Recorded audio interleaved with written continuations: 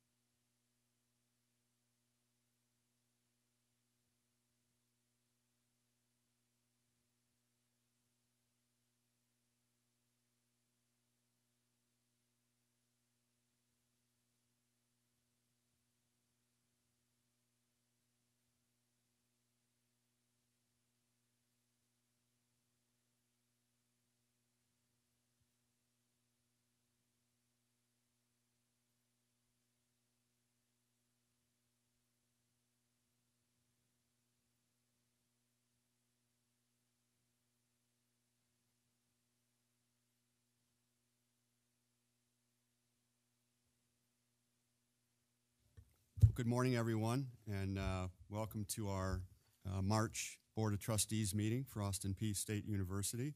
And happy St. Patrick's Day to everyone in advance. At this time, Secretary, please call the roll. Trustee Atkins. Present. Trustee Kanata. Present. Trustee Carroll. Present. Trustee Jenkins. Trustee Luck. Trustee Malone. Present. Trustee May. Present. Trustee Mueller. Present. Trustee O'Malley. Here. Trustee Rayburn. Present. We have a quorum. Please note that there are items on your agenda that need to be adopted. I move for adoption of the agenda. Is there a second? All in favor signify by saying aye. Aye. Any opposed? The agenda is adopted. The minutes for the November 30th, 2018 board meeting were circulated in advance of the meeting. Are there any corrections or additions to those minutes? Do we have a motion to approve? So moved. Thank you, and is there a second? It is moved and seconded that the minutes be approved. All in favor signify by saying aye. Aye. Any opposed? Thank you, the minutes are approved. At this time, I'd like to recognize President White, who will introduce the individual who will provide us with a campus spotlight. Thank you, Chairman O'Malley. We have a number of people on campus who provide service not only internally to our campus, but externally as professionals in their field. And one of those centers that we'd like to highlight today is the Geographic Information Systems Office. And I'm really delighted to have Michael Wilson here today, who's been doing a lot of work with the county, and I'm not going to steal his thunder and tell you what he's doing, but I think you'll find that those of you who live in this region are touched by what he does and what his team does on a daily basis, and you may not even know the impact that he has here.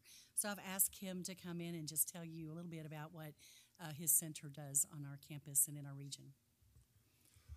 First, I'd like to thank President White and the rest of the board for giving us this time this morning to talk about the GIS Center. Again, my name's Mike Wilson.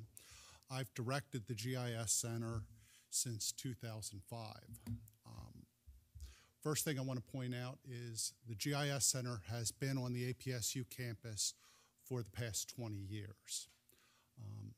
A lot of people do not know we exist. Hopefully, after my presentation, you'll have a better idea of what we do and how we touch the lives of our community.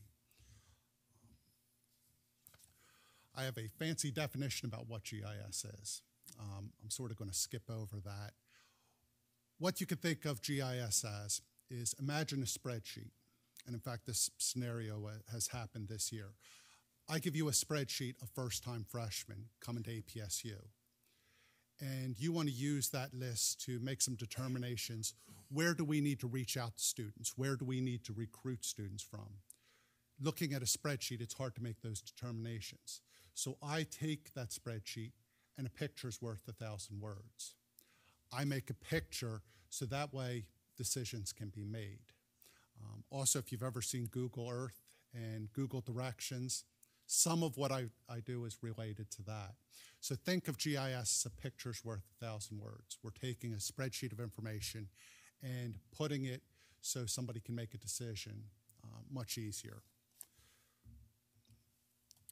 At the center, including myself, we have 6 full-time employees.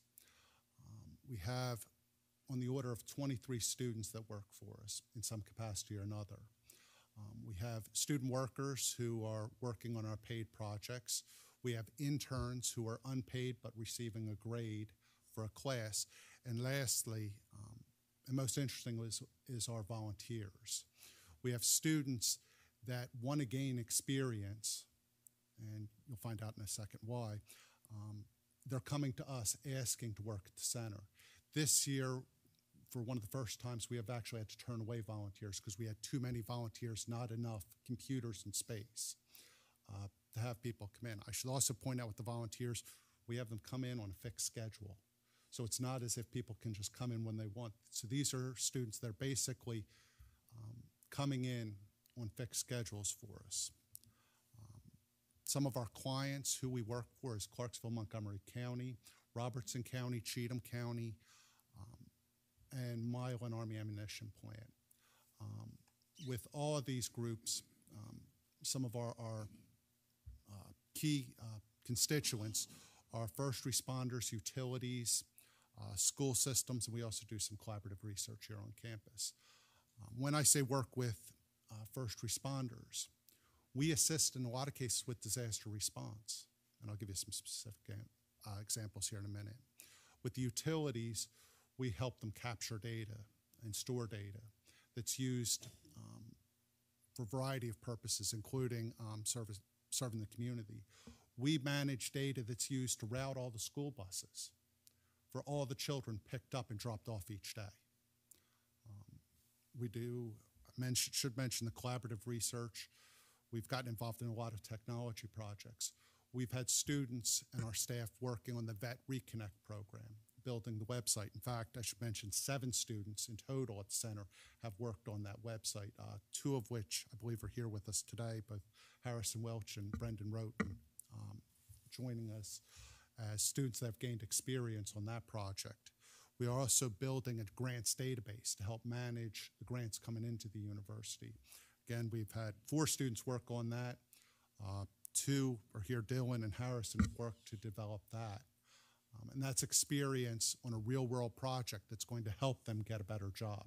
Our goal with our students is hopefully they're going to get a job that pays better than mine. And that's what I consider success. When I talk about the community, back in 2008, Wolf Creek Dam is the largest body of water, man-made reservoir east of the Mississippi that was built on sinkholes. And back in 2008, the reservoir and the dam was being undermined because of the sinkholes under the dam. We provided analysis that our first responders used to plan in case of a disaster. Interestingly enough, when the 2010 flooding came about, those same models, again, EMA was able to use those as part of the response.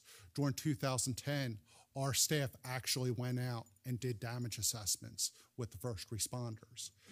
I always tell people that one of my proudest moments was we visited somebody and they said, well, you're the first person from the county we've seen and from Austin P that we've seen.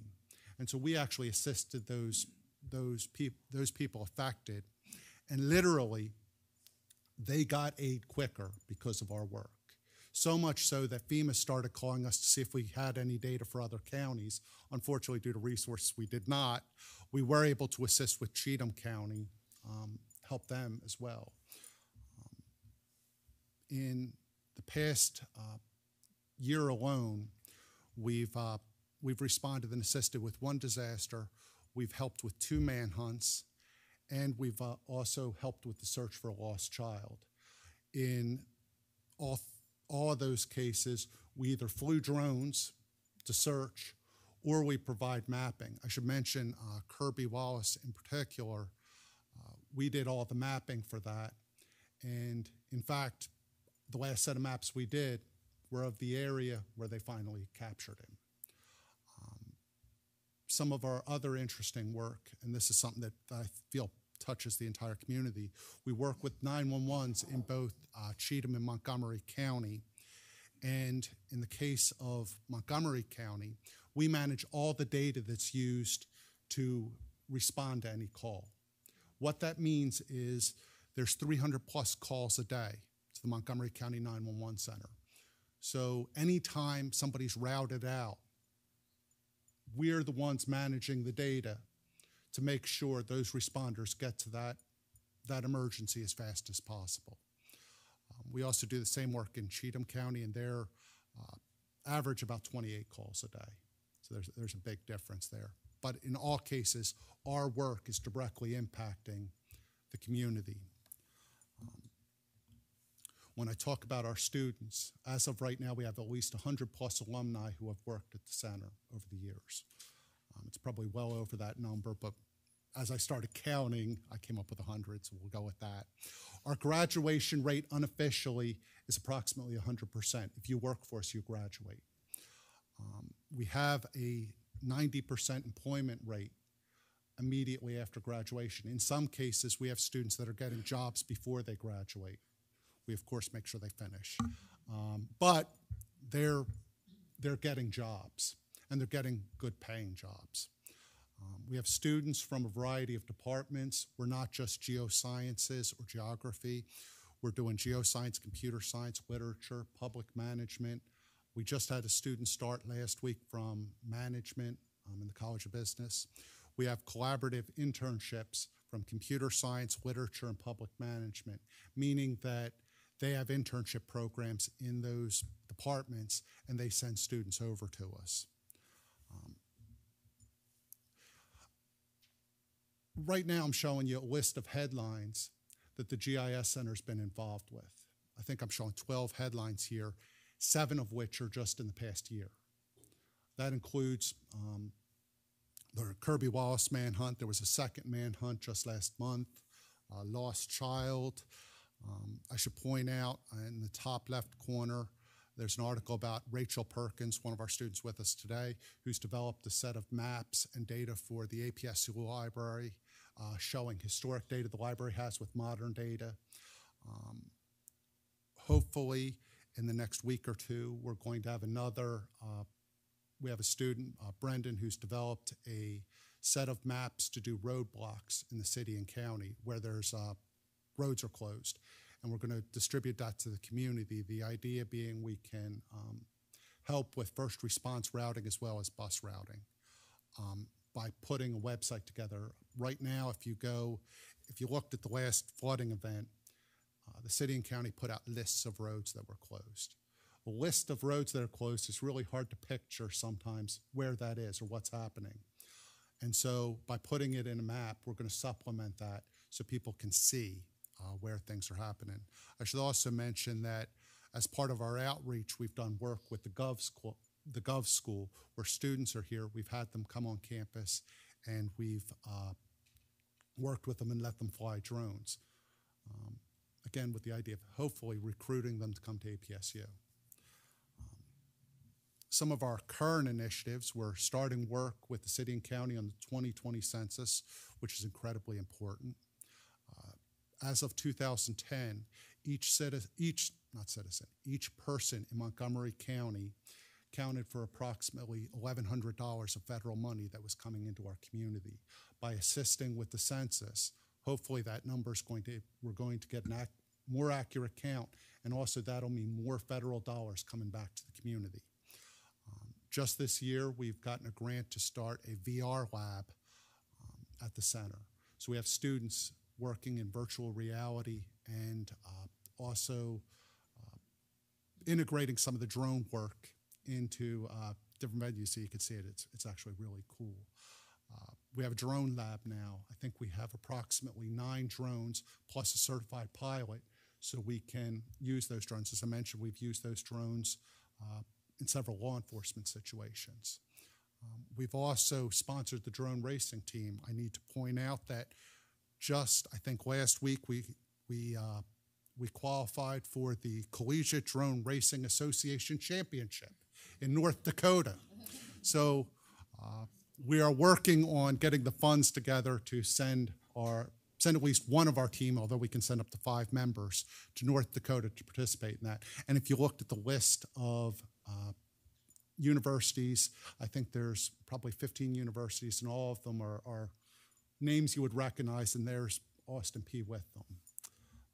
Some of our upcoming initiatives, we're going to start doing demo days, which means once a month we're going to invite anyone to come to the center and see our technology and experience it as outreach. I want to be the first to invite everyone here to one of our demo days because you'd be really impressed with our technology and what the students have put together. We're starting to look at how we can integrate machine learning and artificial intelligence in our work. I have a student, Justin Hara, that's just beginning the adventure of learning about machine learning and how we can integrate that at the center. We're also doing work with Internet of Things. which is a pretty cool technology. One of our students, Nathan Nickerson, has been working on that. I should also mention Nathan's done 2 REUs, one at Auburn, one in Alaska, which is, again, pretty prestigious. And also he's interviewing with a company that does autonomous vehicles. And again, that's pretty prestigious and pretty awesome. Future plans, these are all subject to us finding funding. The big one is we want to get a GIS mobile trailer. GIS mobile trailer would help us. It turns out that, particularly in the law enforcement situations, nobody wants to run into the woods and hide in an area with internet access. And what we've discovered is as the first responders need data, we are putting people out at the command post in the middle of nowhere.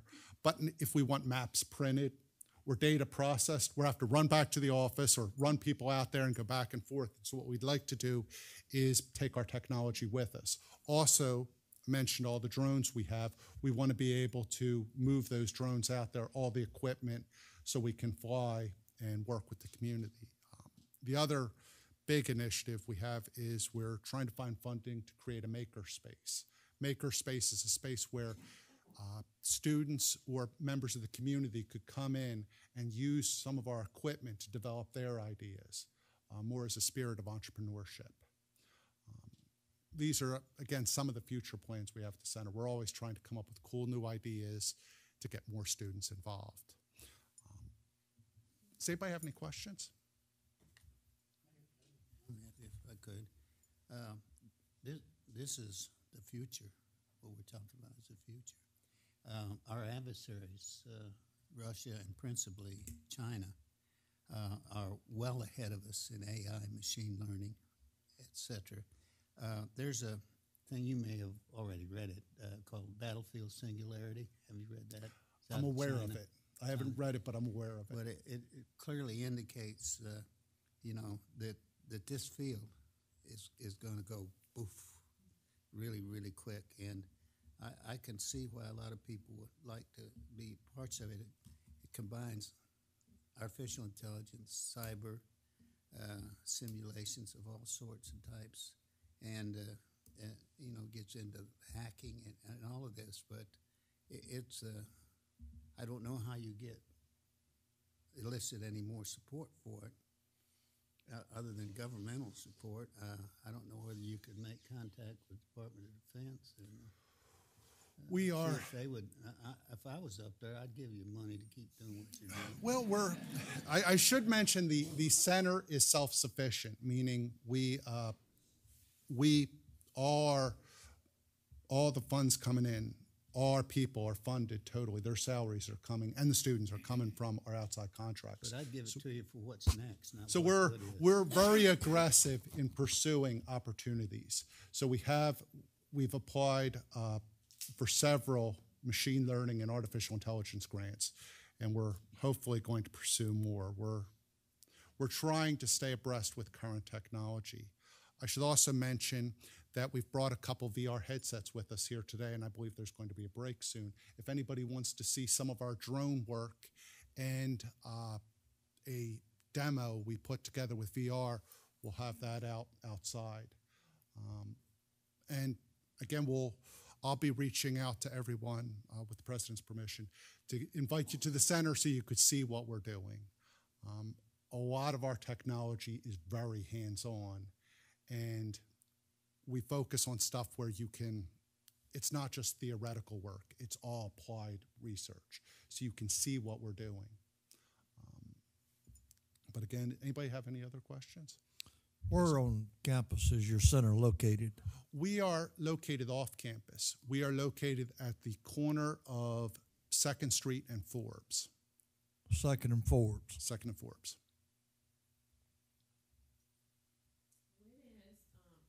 Well, first of all, this is just fascinating. So I really enjoyed your presentation. I have a lot of questions, but I will try to limit. One is, when is demo day?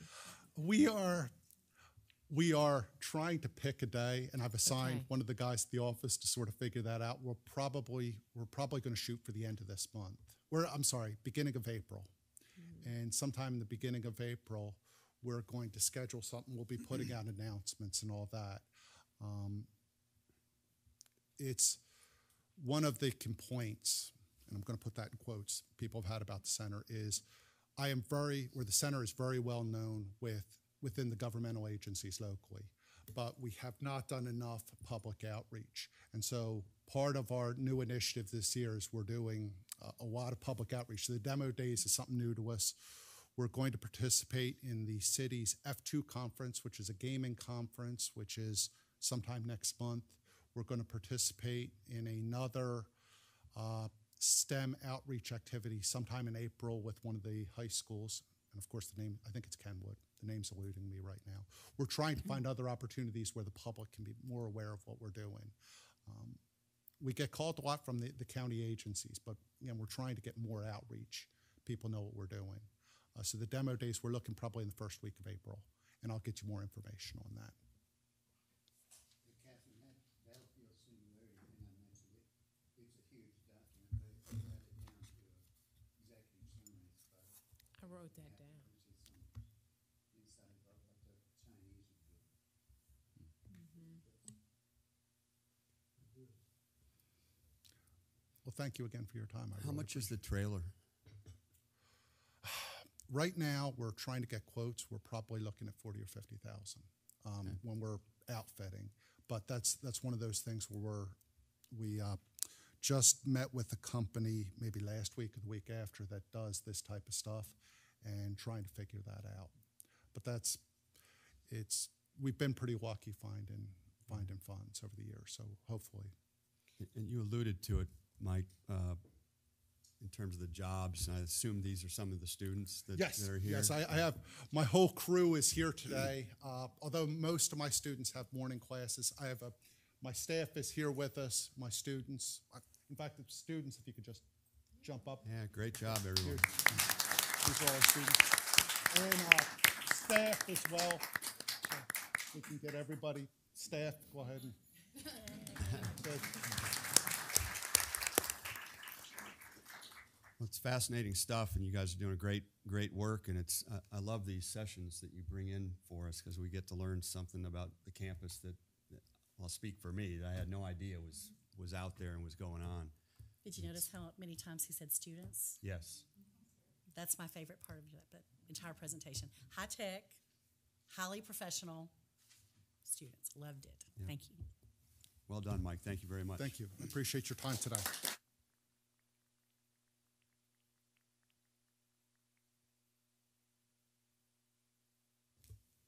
And we're going to take about a 10-minute break now. We have some people moving in and out. So 10-minute break, everyone. Thank you.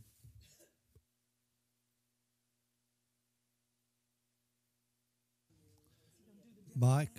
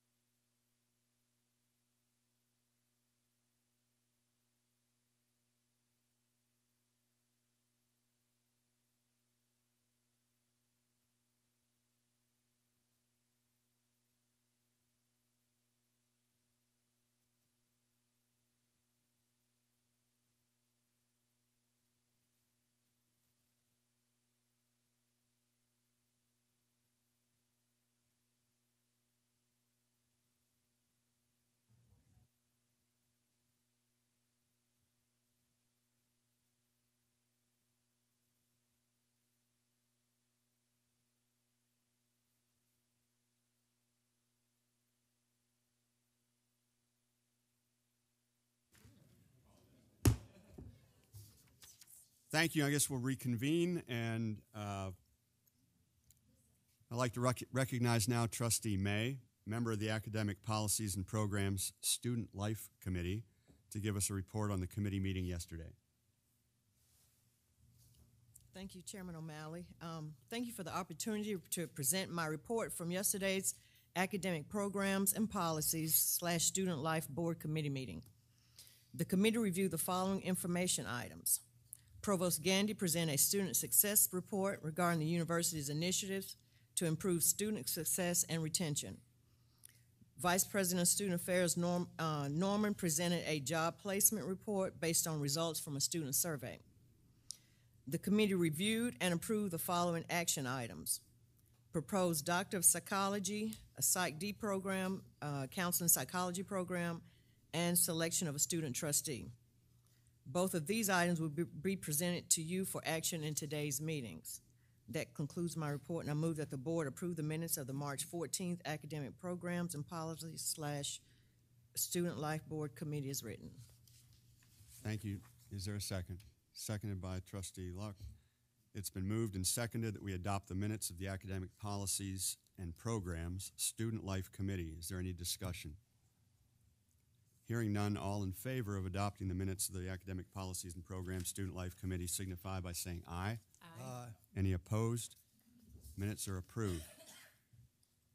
Trustee May's report contained action items that we need to consider as a full board. Trustee May, do you have a motion for us? Yes, you have before you a copy of the proposed Doctor of Psychology, Counseling Psychology program. By direction of the committee, I move to approve the proposed Doctor of Psychology, Counseling Psychology program. And because it's a motion of the committee, we don't need a second. You have heard the motion on the approval of the Doctor of Psychology and Counseling Psychology. Is there any discussion? Hearing none, the question on the approval of the Doctor of Psychology and Counseling Psychology, all in favor say aye. Aye. Any opposed? The motion carries. Trustee May? You also have before you information regarding the 3 individuals who applied and were selected as finalists to serve as our next student trustee. After careful discussion and deliberation, the committee proposes that the board select Stacy McAllister Brooks to serve in this position. By direction of the committee, I move that we select Stacy McAllister Brooks to serve as our next student trustee. The student will serve a 1-year term beginning on May 5th, 2019, the day after commencement, and running through the 2019-20 academic year. Thank you. You've heard the motion on the selection of the student trustee. Is there any discussion? Hearing none, the question on the selection of the student trustee is on the table. All in favor signify by saying aye. Aye. Any opposed? The motion carries. Congratulations to her. And I think that's all for the committee report. Thank you very much. I'd now like to recognize Trustee Kanata, Chair of the Audit Committee, to give us a report on their committee meeting yesterday. Thank you. The Audit Committee yesterday reviewed and approved the revised internal audit plan for fiscal year 2019. The Audit Committee also listened to 3 presentations, informational presentations. The first was the Audit Committee Charter, Internal Audit Charter, Employee Code of Conduct Policy, and the Conflict of Interest Policy. The second informational item was the internal audit reports released between November 7th, 2018 and February 18th, 2019, along with a list of outstanding audit items. Third, we listened to the State Comptroller's Office Financial and Compliance Audit Report for 2018. This concludes my report, and I move that we accept the minutes of the Audit Committee meeting held yesterday, March 14th. Thank you, Catherine. Is there a second? Thank you. It's been moved and seconded that we adopt the minutes of the Audit Committee. Is there any discussion? Hearing none, all in favor of adopting the minutes of the Audit Committee signify by saying aye. Aye. Any opposed? Thank you. The minutes are approved. Trustee Canada, are there any items for the full board to consider? Not today. Thank you very much. I'd now like to recognize Trustee Atkins, Chair of the Business and Finance Committee, to give us a report on their committee meeting yesterday. Thank you, Mr. Chairman. Yesterday, the committee reviewed and approved the following action items: consideration of non-mandatory fees for the 2019-2020 academic year, and consideration of housing rates for the 2019-2020 academic year. These items will be presented for your review and action in a few minutes. The committee also reviewed the following information items: a review of the governor's budget recommendation and a review of the fiscal year 2017-2018 financial report. Recently, the governor held the state address where his budget was discussed for the next fiscal year. The budget will be approved by the state legislature in the spring. The governor's budget was shared with the committee. Additional information from the financial report for fiscal year 2017-2018 was shared with the committee. The composite financial index was also shared. The university's current composite financial index is 1.72. Mr. Chairman, that concludes my report, and I move that the board approve the minutes of the March 14th Business and Finance Committee as written. Thank you very much. Is there a second?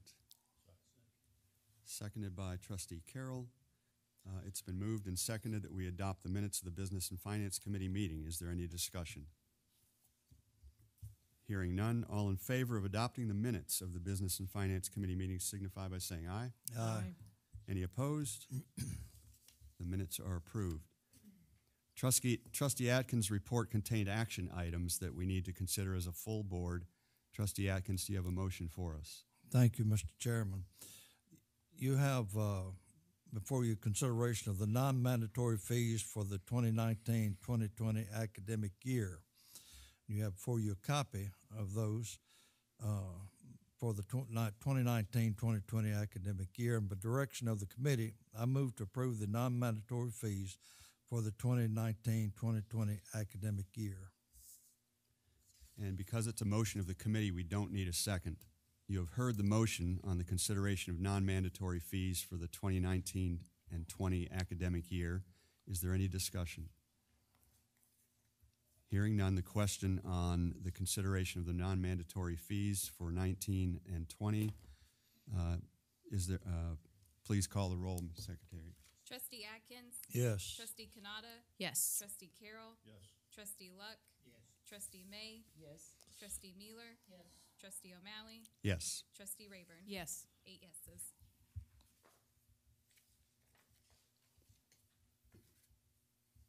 Billy? Trustees, you also have before you an additional item, a copy of the housing rates for the 2019-2020 academic year. By direction of the committee, I move to approve the housing rates for the 2019-2020 academic year. So you've heard the motion on the consideration of housing rates for the 19-20 academic year. Is there any discussion? Hearing none, the question on the consideration of housing rates for the 19-20 academic year.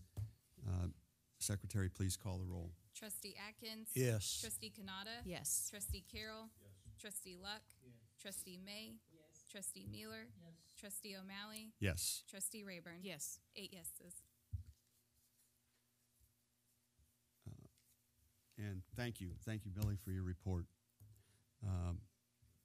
Thank you also for the opportunity to present my report from yesterday's executive committee meeting. The committee reviewed and approved the following action items. We approved Austin Peay State University's mission profile, approved and revised the revised executive committee charter, and also approved the appeals and appearances before the board policy 1010. The above items will be presented for your review and action after the approval of the executive committee minutes. That concludes my report, and I move that the board approve the minutes of the March 14th executive committee as written. Is there a second? Seconded by Trustee Atkins. It's been moved and seconded that we adopt the minutes of the executive committee. Any discussion? Hearing none. All those in favor signify by saying aye. The minutes are approved. You have before you Austin Peay's mission profile. By direction of the committee, I move that the board approve Austin Peay State University's mission profile. And because it's a motion of the committee, we don't need a second. Is there any discussion? Hearing none, the question on the approval of Austin Peay's mission profile. All those in favor, please signify by saying aye. Aye. Any opposed? The motion carries. You also have before you the revised executive committee charter. By direction of the committee, I move that the board approve the revised executive committee charter. Any discussion? Hearing none, the question on the approval of the revised executive committee charter. Secretary, please call the roll. Trustee Atkins? Yes. Trustee Kanata? Yes. Trustee Carroll? Yes. Trustee Luck? Yes. Trustee May? Yes. Trustee Mueller? Yes. Trustee O'Malley? Yes. Trustee Rayburn? Yes. 8 yeses. Thank you. You also have before you the revised appeals and appearances before the board policy 1010. By direction of the committee, I move that the board approve the revised appeals and appearances before the board policy. Is there any discussion? Hearing none, the question on the approval of the revised appeals and appearances before the board policy 1010. All those in favor, please signify by saying aye. Aye. Any opposed? The motion carries. And that concludes the report of the executive committee. We are being asked to approve several naming requests for facilities on campus. I'd like now to introduce Lieutenant General Ron Bailey, Vice President for External Affairs, to provide information on these requests. General? Mr. Chairman, thank you very much. Good morning. This agenda item is a naming request of the William E. and Sadeko S. Newton Military Family Resource Center. This center is located at 426 College Street, which is next to Johnny's. The Military Center will provide coordinated service to support military-related students by assisting them with their successful integration into the campus community and the attainment of their educational and career goals. Wilma Newton, college graduate of Austin Peay State University in 1973, donated a transformative blended gift to us on December the 12th, 2018, and pledged an estate gift. The gift exceeds the required 25% needed in order to name the location on Austin Peay campus. The cash gift will be used to renovate the current building, and the remaining balance will be used to support the programs of Austin Peay Military Family Resource Center. I'd like to make a motion that we approve the... Will you present on all three of them? They're going to take a motion for all three together. The next agenda item is a naming request of the Joe Maynard Field. You may recall that on March 9th, 2018, the board approved this original name as the Joe and Kathy Maynard Baseball Field. Per the donor's request, with the board approval, the name will be changed to the Joe Maynard Field. The recommendation to name the Joe Maynard Field was made by a campus committee and pointed to in compliance with the Austin Peay policy of 7009.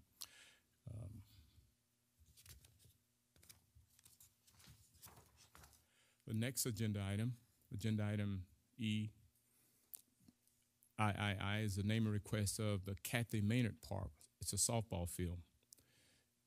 On March 9th, 2018, the APSU Board of Trustees originally approved the name of Joe and Kathy Maynard Softball Stadium. Per the donor's request and with the board's approval, the name will be changed to the Kathy Maynard Park. This recommendation was also approved by the committee and appointed in compliance with Austin Peay's policy of 7009 in naming of rooms and areas and buildings and plaques. Thank you very much, General Bailey. You have heard the explanation from General Bailey. We will take these up as a group. Is there a motion to approve the naming of the William E. and Sadeko S. Newton Military Family Resource Center, the naming of the Joe Maynard Baseball Field, and the naming of the Kathy Maynard Softball Park? Is there a second? Seconded by Trustee May. It is moved and seconded that we approve the naming of these facilities. Is there any discussion? Hearing none, the question on the approval of naming the facilities, all in favor signify by saying aye. Aye. Aye. Any opposed? And the motion carries. Thank you very much. And thank those three, the family and the two individuals, for their generous contribution that allowed us the opportunity to name these facilities. At this time, I'd now like to recognize President White to give her report and also report on any interim items. Thank you. So you have in your notebooks a review of contracts and State Building Commission actions. I'd be happy to answer any questions as you have any, and I'll let you look at that, and then you can ask me at the end or any time you'd like to, actually. But I also wanted to introduce formally to the board someone you met informally yesterday, and that is Dr. Eric Norman. If you'll stand, Dr. Norman. Dr. Norman is our new Vice President for Student Affairs. We're so happy to have him on campus. He had excellent student affairs experience at a number of universities, including Purdue, Fort Wayne, and Delaware. Of course, he mentioned that he'd come from LSU, but it's a SEC tournament right now in Nashville, so I would keep that kind of on the down low until everybody's out of town. But he has great experience, and one of the reasons I was so excited that he joined us is in his interview, he talked about his experience elsewhere getting grants to help support some of the student affairs needs, because frankly, the old funding models are not going to work going forward. At some point, the higher education funding model has to change, and one way to do that is to get external support for the things our students need. So we're really happy to have you here at Austin Peay, Dr. Norman.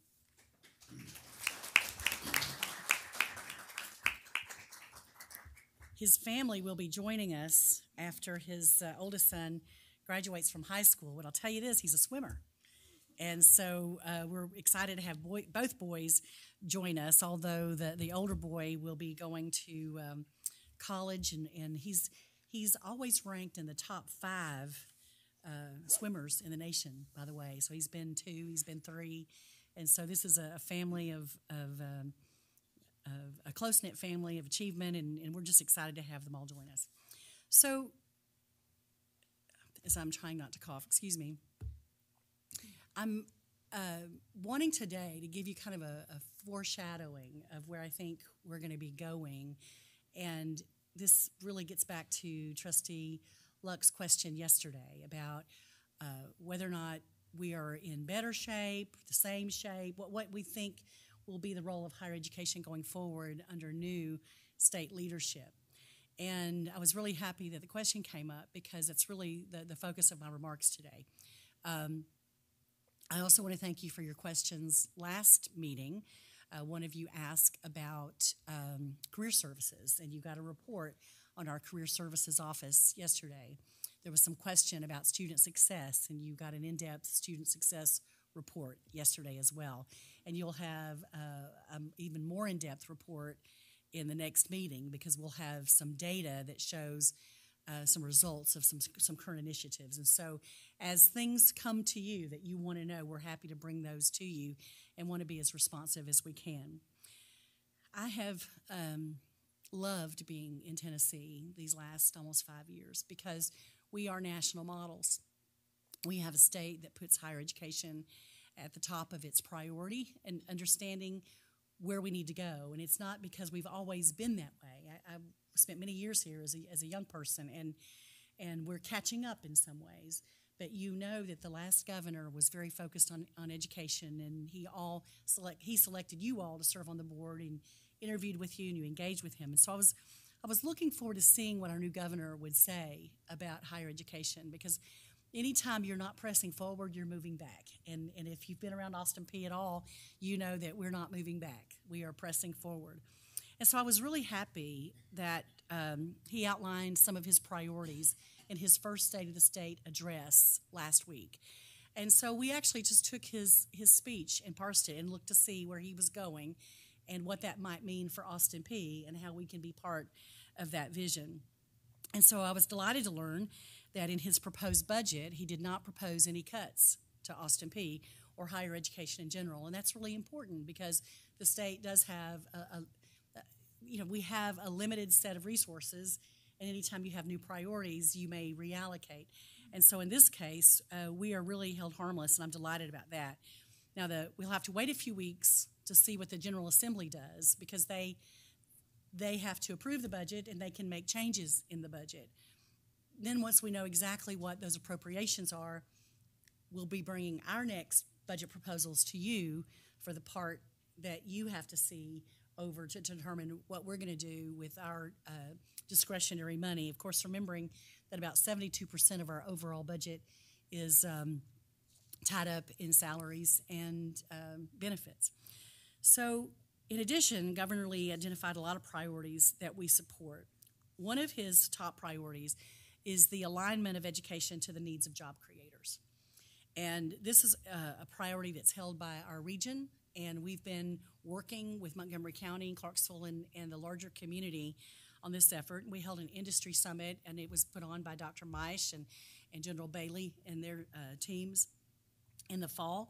And that particular summit brought in educational providers, so Austin Peay, the technical and community colleges in our area, and community leaders. We had city and county leaders, educational leaders, and business leaders. We had not only local representatives and state representatives, but national representatives who came from LG and Hankook and Google to participate in that summit. And by the way, Google, one of our faculty members just got a $100,000 award from Google about a week or two ago to support the Southeastern Grasslands Initiative. So they've been good partners with us. But those discussions were to determine how we could more closely align with regional needs. Last month, we hosted another industry summit for veterans interested in opening a small business, and that was in conjunction with the same folks I mentioned, and also our Small Business Development Center. And so participants learned about best practices to start entrepreneurial ventures. And I can't really say more, I can't emphasize how important that is, especially for our students who come from rural areas. There may not be big industry moving into town. The best shot for smaller communities to keep their students when they graduate is for those students to be able to open a business. You know, whether it's a restaurant or a hair salon or a pharmacy, but something that allows them to have a profession and a way to make a living in that town. And so that particular summit was particularly for resources, and it hosted, the truck center was full, and we really got good results from that. So we'll be hosting another industry summit this fall to discuss the results of an industry survey and to offer workshops to facilitate improvement of student outcomes. So Governor Lee also said that some companies don't require a college degree for some high-skilled jobs, and that we need to think differently about how we approach preparing our kids for careers. And we recognize that, but we also recognize that many companies do require college degrees so that their employees are broadly educated about life and the world and have developed strong analytical and critical thinking skills. Austin Peay's in a really good spot because we offer degrees ranging from associate degrees to the EDD. And so we can serve a lot of students on that spectrum depending on what their job interests are. And so we really find our place as a university with a niche where regardless of where you want to go, we really believe that Austin Peay can help you get there and be very competitive when you leave. In addition to assisting industries in Tennessee, Governor Lee has requested an investment in agricultural education, and he's allocated funding for FFA and 4-H youth programs. So Austin Peay has a very strong agricultural program and great ag facilities.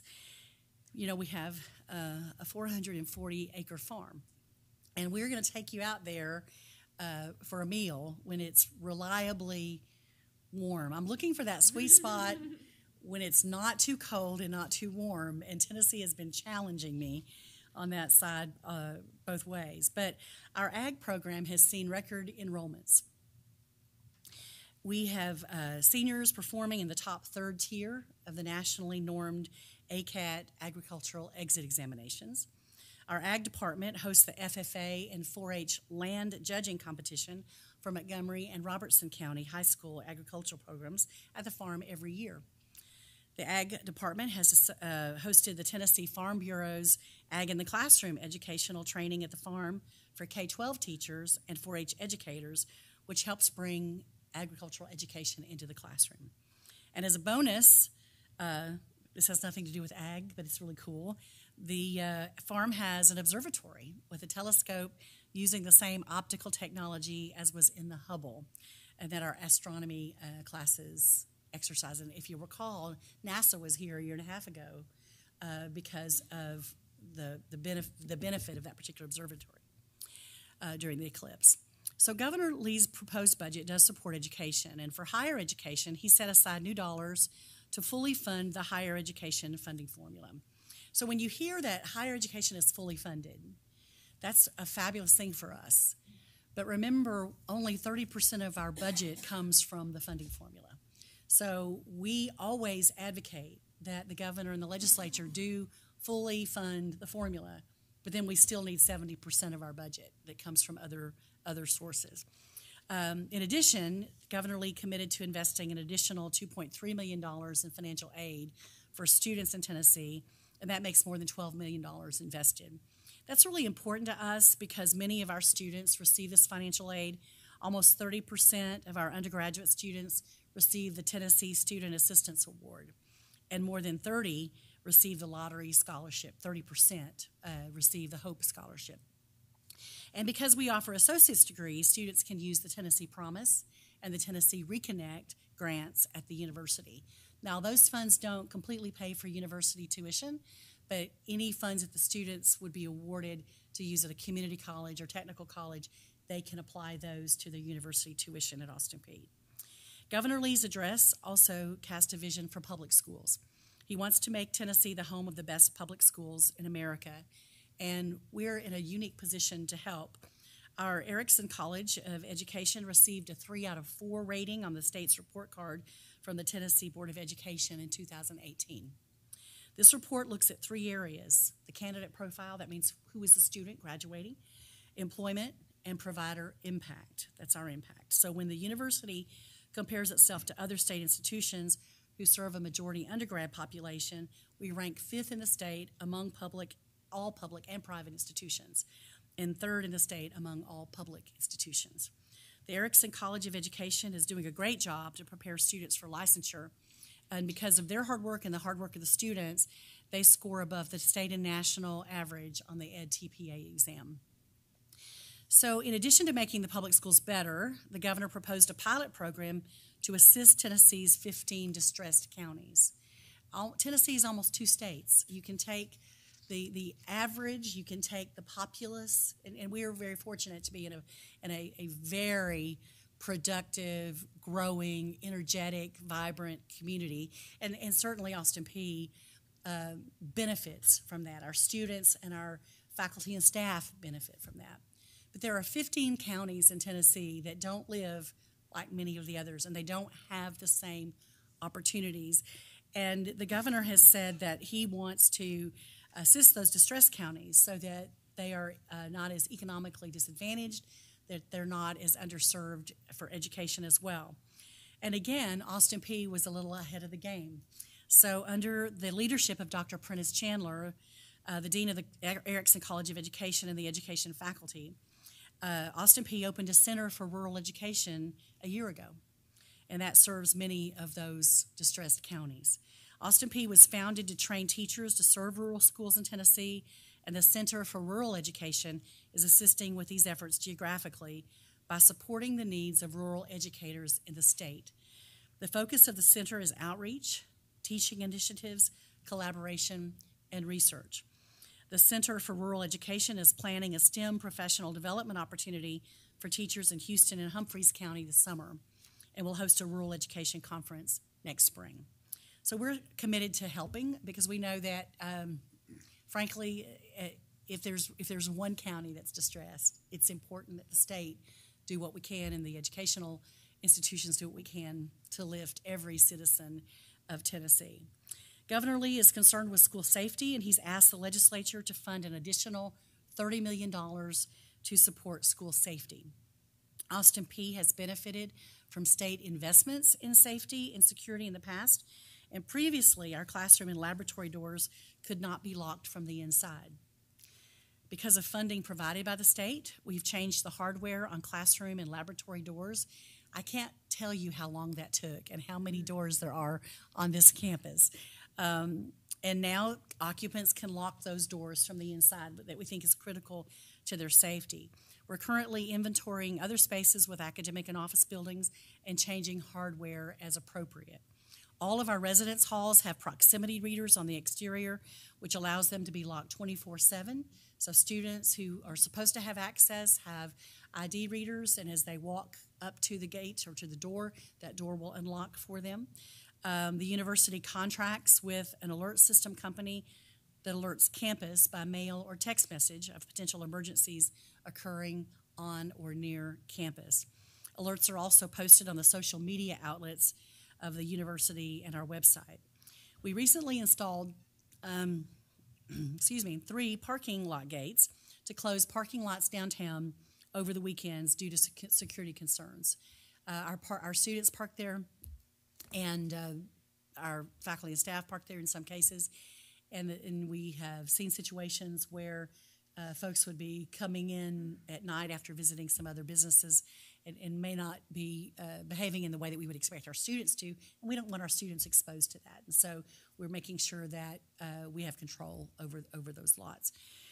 So we have cameras in public areas on campus and blue light call boxes to enhance the safety and security of the campus, but you can also use your phone. Students, faculty, and staff have access to a system where this is my blue light. And so I think that it would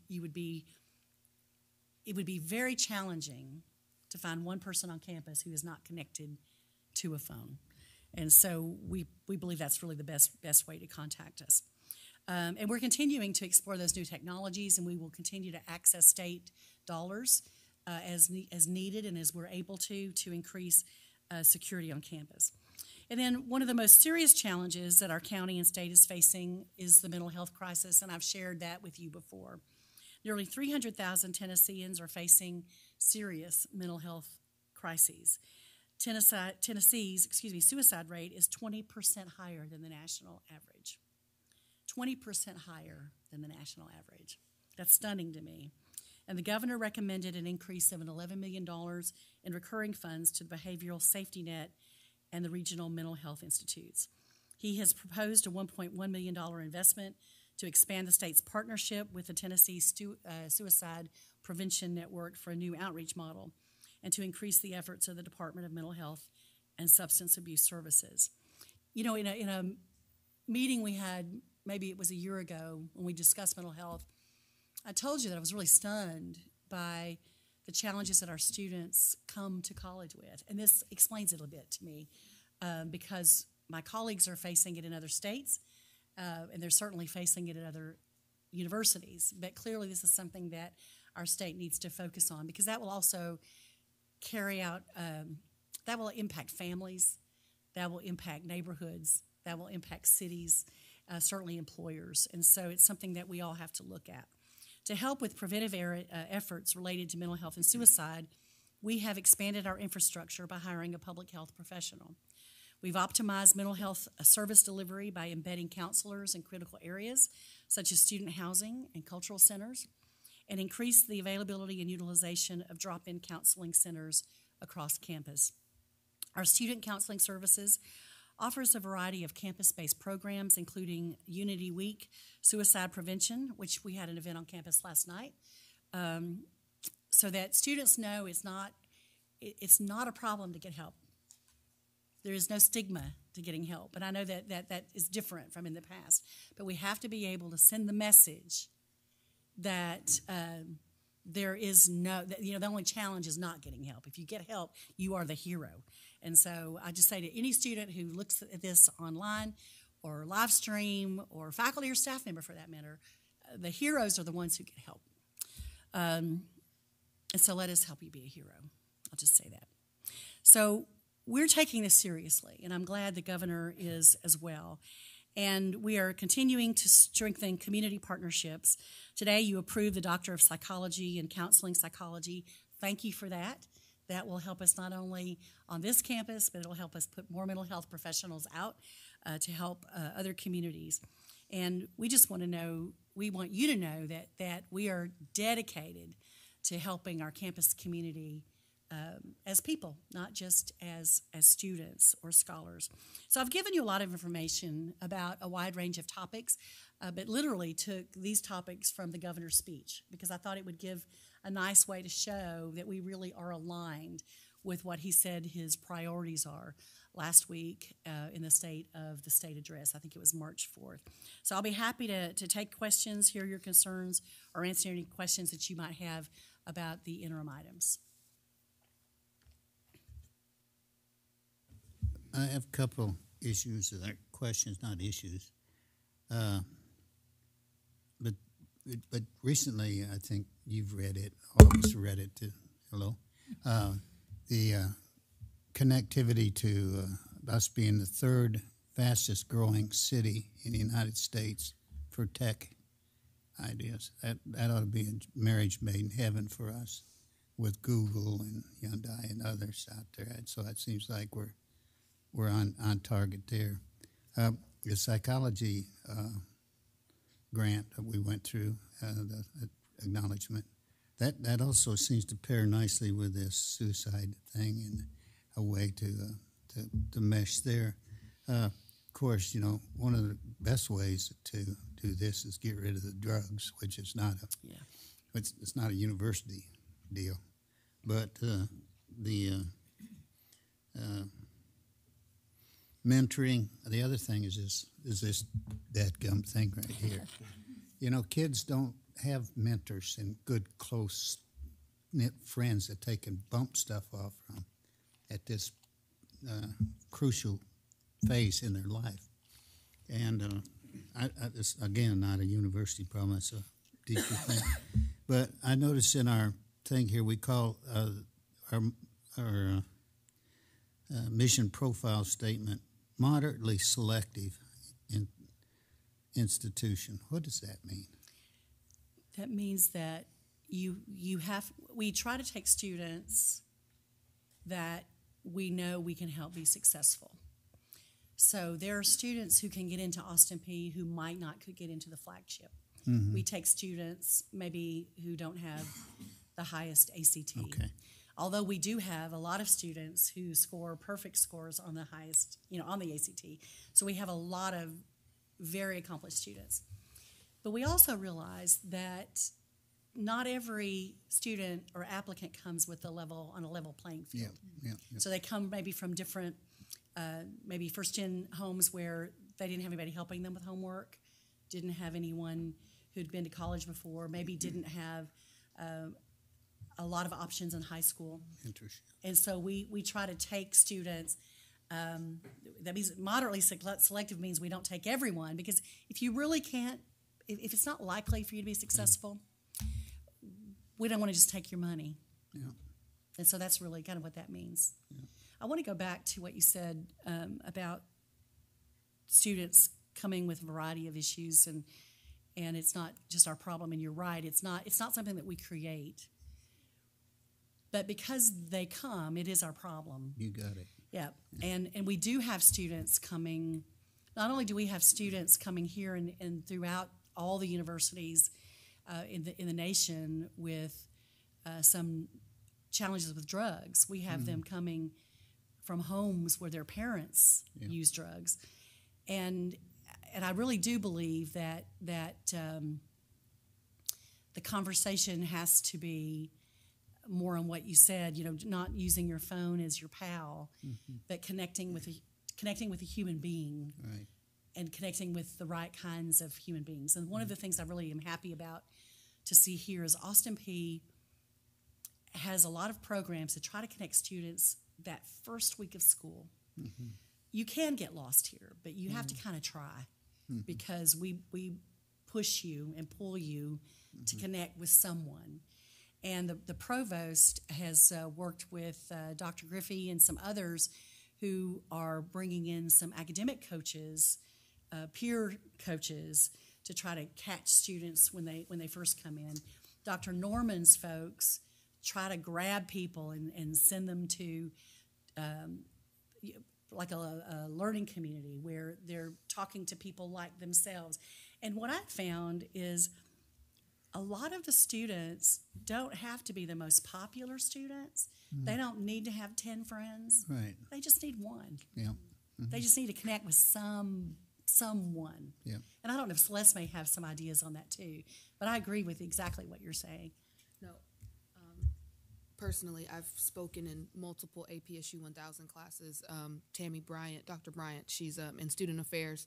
Dr. Norman, she's asked me to speak in multiple classes. One of the things that I think is the most rewarding is when the students come and find me after I leave.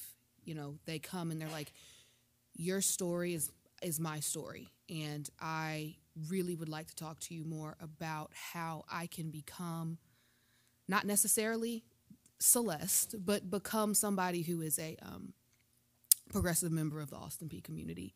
I've had people ask me about interviews, resumes, how I got internships.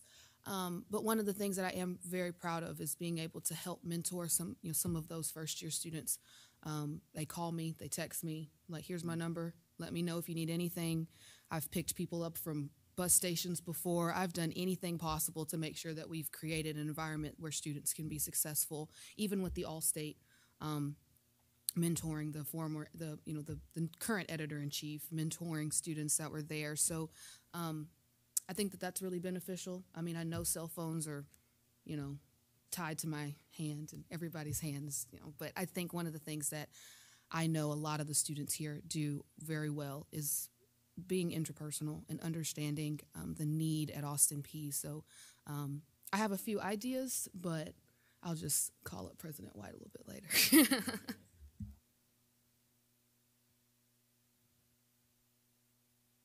Issue that someone told me when I was really young, you're going through this, that's a long time ago, pick a lane. Pick a lane, stay in your lane, and defend your lane. You do a really good job of that here at this university, I think. But I would say that it applies to where we want to gear ourselves or focus ourselves in our kind of name that goes underneath Austin Peay State University. This is where you go to get this done. Nursing, psychology, you name it.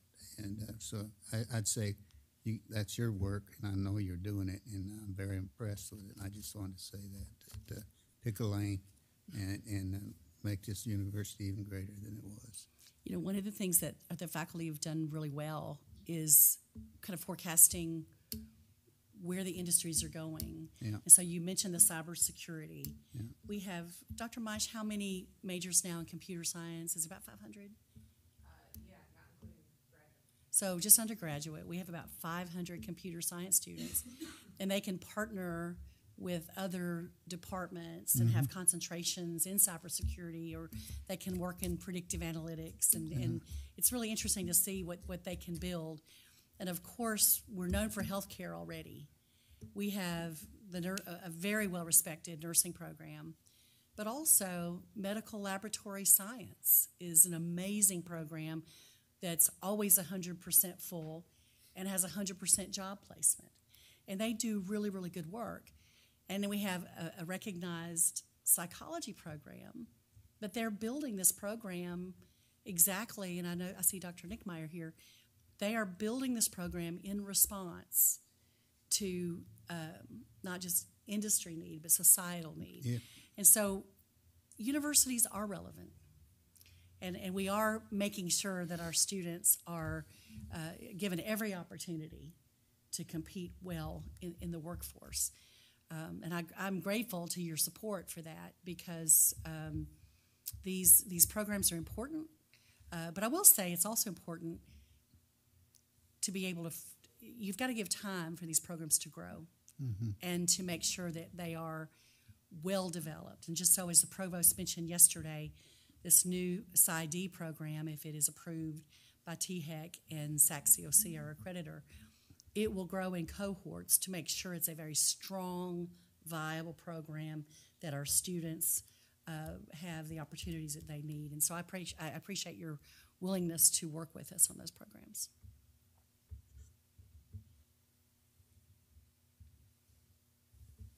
Dr. White, as usual, thank you for your very informative and insightful comments on where we are and where we're going, especially in light of our new state leadership. I think it was really informative, so thanks. Before we adjourn, a couple of important additional items. On behalf of the board, let me first say, offer my thanks and appreciation to Dr. Nell Rayburn. This is Dr. Rayburn's final meeting with the board, and you have had an invaluable role with this inaugural Board of Trustees at Austin Peay. Your leadership and insights have been terrific and have really helped us to move forward as we kind of learned our way here these first couple of years. So, Nell, thank you very much for all you've done.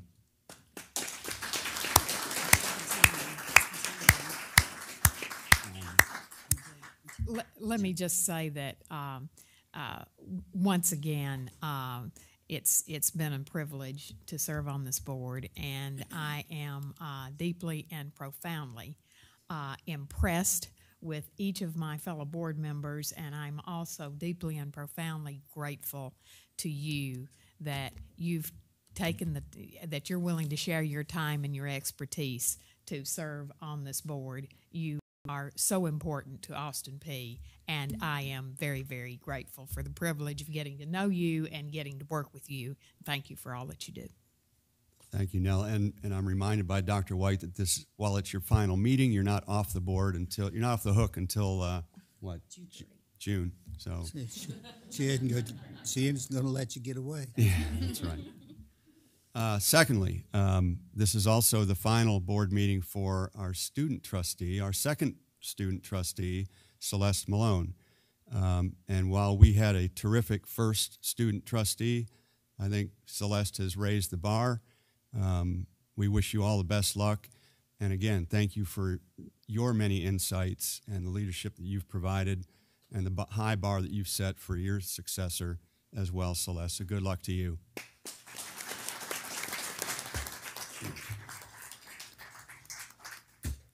You want to make it a...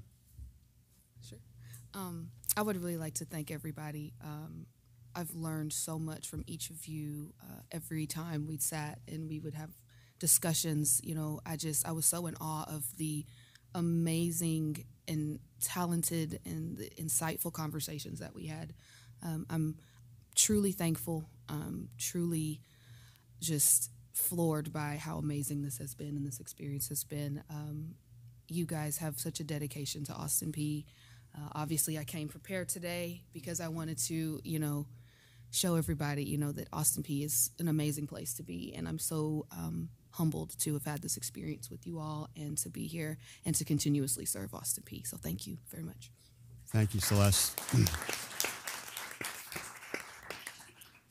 Last but not least, I want to thank McCartney. McCartney is here in Danelle's absence. Danelle, as all of us know, had her first child, and I guess will be back at our next meeting. Yes. McCartney did a terrific job helping prepare all of us for the meeting, and I've also been told that you have successfully defended your dissertation, and in May this will be Dr. McCartney Johnson. So congratulations. Well done.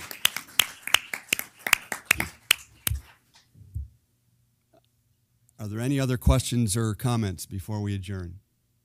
I couldn't help but notice red, but green and O'Malley. There must be something going on. I didn't wear my shamrock socks today. I'll save those for Sunday, but yes. I noticed. Michael Patrick O'Malley, I can't help it. Yeah. As a reminder, our next regularly scheduled meeting will take place, is it correct, June 6th, 7th? June 6th and 7th. With that, I move that the meeting adjourn. Can I hear a second?